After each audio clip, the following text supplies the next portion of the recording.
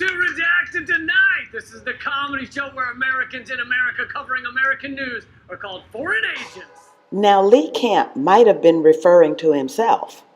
After all, he does work for a Russian news outlet.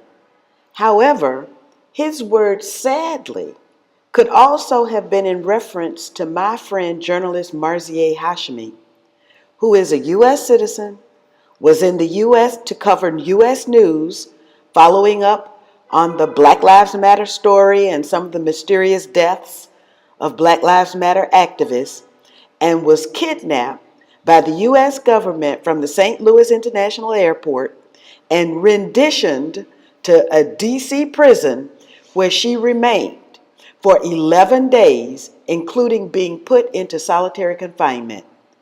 What was Marzieh's crime? Being a U.S. journalist inside the U.S., covering U.S. news, and, like Lee, working for a foreign news agency. Marzieh is the face and voice of English language press TV that broadcasts to the world from Tehran, Iran. I guess you could say that a real crime was meeting in the U.S. and falling in love with an Iranian, having 3 children with him, living and working in Iran after a freak car accident in the U.S. that killed her husband while she was just having her 3rd child, a baby boy.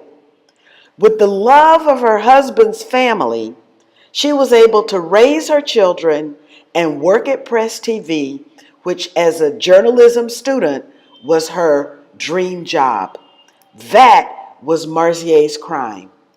And since her communications, now we know, were being monitored, perhaps the authorities also knew that my last conversation with Marzieh before these sordid events was her reminder to me to send her the information about Anarchapulco because she wanted to cover your and our movement for a new documentary that she wanted to make.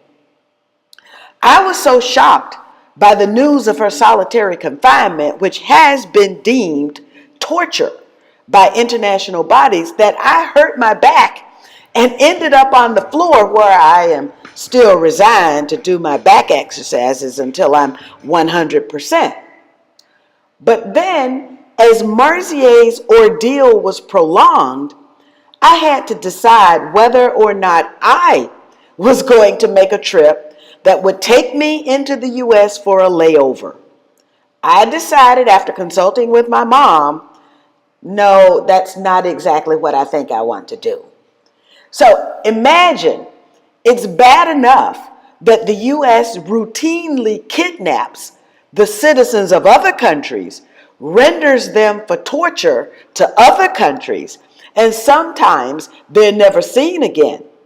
And then remember, it was Barack Obama who sought and obtained permission from the much discredited FBI, Federal Bureau of Investigation, to kill U.S. citizens on U.S. soil. In the war-driven hysteria being pumped up by the war makers, the warmongers inside the U.S. government and its complicit media, including certain alternative media outlets, but of course, not any of the ones that are at Anarchapulco, it's actually dangerous for some U.S. citizens to return to the U.S., even for a layover. But I'm not telling you anarchists at Anarchapulco anything that you don't already know. And that's why you're here. When I leave Asia for good, I might just have to break all of my chains and move to Acapulco, where more enlightened compatriots are. For those of you for whom this is your first Anarchapulco visit, I hope that your life has been changed by the information and new friends and new perspectives that you found here. Anarchapulco 2018 was a life-changing event for me. I have now added anarchism to my list of political systems that my political science students should know and have an open mind about. I've also confirmed for myself and my students that Greg Caton's psychopathocracy is a concept that certainly applies to the United States leadership and to those who unquestioningly carry out their orders, with Abu Ghraib being a prime example. But we have so many more examples of their psychopathy with the structural violence that the U.S. has normalized into a global cultural violence. But for me, U.S. wars and their attendant direct structural and cultural violence will never be normalized. And until my last breath, I will struggle against the destruction, theft, marginalization that I see around me. I have always lived that no is the most powerful word in politics, because it is only when we say no to what is that we can begin to envision what can be. Which is why I know you all are so important, because you all have a different vision for our future. You already are saying no to what is. You are already seeking something better for humanity and planet Earth. A better future that includes everyone, that excludes no one, except maybe the perpetrators of violence on others who must answer for their behavior. While listening to the presentations, I'm sure you've understood also that the Anarchapulcoists are trying to create a more just U.S. and a more just world. And I think you're on to a solution. Last year, I also mentioned the importance of direct democracy to our creation of a new way of engaging with each other. Direct democracy allows everyone to participate in the decision-making process that creates the rules and norms that govern us. It is through the practice of direct democracy, I believe, that we can practically approach the voluntarist ideal. Because in direct democracy, I surrender my sovereignty to no one. I am the one who can best represent myself. And parliament after parliament around the world, and Congress after Congress in the Americas, we have seen the failure of indirect democracy. Republics, including people's republics, that require us to surrender our sovereignty to others and then go back to those same others and beg them for service. Switzerland is not the only direct democracy in the world. Well, it is now, because Barack Obama bombed Africa's direct democracy, and that is the Green Libya, the Jamahiriya, back to the Stone Ages. Which leads me to believe that in some corners, it is actually thought that direct democracy is okay for Europeans, but for no one else. Now Europeans have seen the folly of increased centralization of authority and power in the EU and are voting to leave the EU, which is dominated by names and faces completely unknown to the average person in Europe. Nigel Farage now wants direct democracy for the UK. Ireland wants to return to direct democracy like it had in the 19th century. But these are things that you already know. Some of you saw long ago that all of the institutions in which we're taught to believe as Americans are right and just. But now we know the truth, and on the most solid foundation of the truth, we can build and recreate and improve the lot of humanity, not just destroy and kill it. So I count you as my leaders, and I'm recruiting followers. In the 1960s, the world was on fire with change.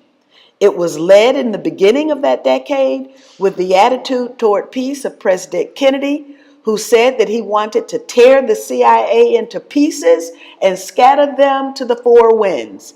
In short order, the next agent of change, Malcolm X, was murdered, and in the COINTELPRO papers, the FBI gloated that their plan had succeeded.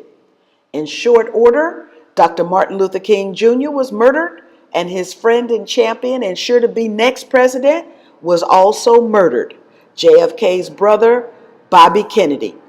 The FBI and CIA rounded up the decade by murdering Black Panther Party member Fred Hampton as he slept.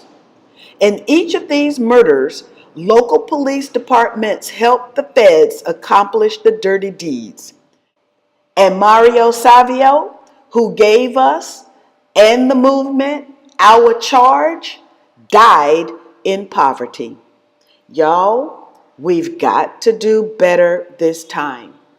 The past tells us that individuals inside the U.S. government will kill U.S. citizens when we are on the verge of transforming U.S. policy. Yes, they will kill us and they will kill our leaders. And so we've got to do a better job of protecting our leaders and our followers. And I'm charging you with that responsibility. Now is not the time for division and hatred. Anarchapulco is supposed to be our time for healing and recharging so we can go back out there and win this struggle for truth, justice, peace, and dignity. Marzieh was to document our movement, and maybe we can make that happen in 2020. But what I did make happen this year is for my son and his true believing wife, Pam, to be here at Anarchapulco right now. I wanted to show my support by doing what I want each of you to do for Anarchapulco 2020. And that is each one, teach one, each one, bring one. Now, I almost brought Marzieh and her documentary making skill set, but I definitely recruited 2 people to join you, even though I couldn't make it myself. But also, you should note that it is my leader who is here with you, because my son Coy first gave an anarchist flesh and bones to me. He declared himself an anarchist upon graduating from law school and me pressuring him to say what he's going to do with his life. He gasped and said, "Mom, I'm not going to practice law. The legal system in the U.S. is way too corrupt and is not even created for justice." And so he wrote a paper that was published by the Anarchist Library entitled An Anarchist Theory of Justice. So to wrap this up now and bring my son Coy, who chose to become a farmer, up on the stage, he teaches others in food-starved urban areas how to create organic soil and grow organic food. He wants to start an intentional community, and I'm pleased to share the stage with him and introduce to you my son, Coy McKinney, the almost lawyer.